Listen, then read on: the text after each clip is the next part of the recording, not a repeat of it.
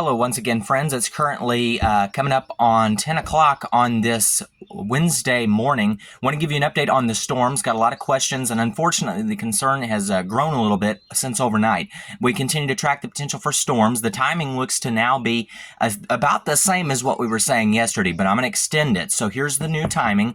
Individual cells start popping up in western Kentucky and southern Illinois sometime between 12, 1, and 2 o'clock this afternoon. Those storms have the greatest potential to produce very large hail up to ping pong ball size, maybe some larger, as well as a strong, violent tornado or two. I don't throw that around lightly, and I'm not using it to scare anybody.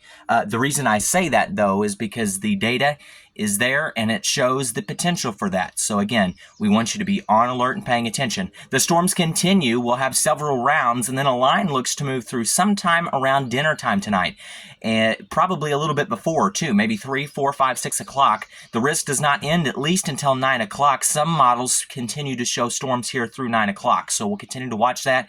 I'm going to say, at least right now, that the timing is between noon and midnight tonight. So that's about a 12-hour window. I know that's a lot of time. I wish I could narrow that down for you, but we'll be watching the radars closely. I'll be here at work. We are going to be dismissing early.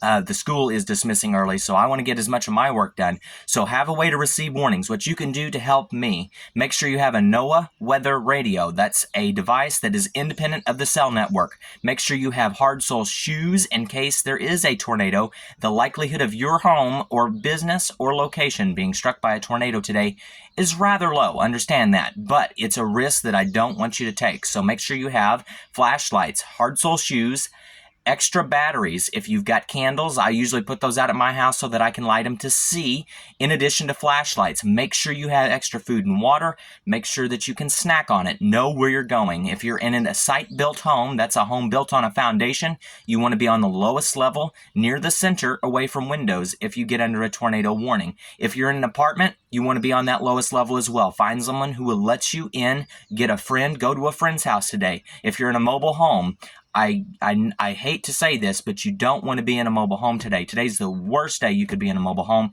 It's going to be just crazy through the afternoon. If you can go somewhere else, a storm shelter, a friend's house, anywhere, I advise doing that. But be paying attention especially, and no driving under any tornado warning or severe thunderstorm warning polygons today. In fact, if it was me, I'd be treating severe thunderstorms like a tornado warning with the environment we have. We'll continue to track the situation closely and keep you up to date as I can. I start work at 1:30, so past that point, I will not be able to post anything else on here, but I'll be watching things from behind the scenes. We'll continue to track the upcoming situation and keep you up to date. Right now, Kay McFerrin, 9 News.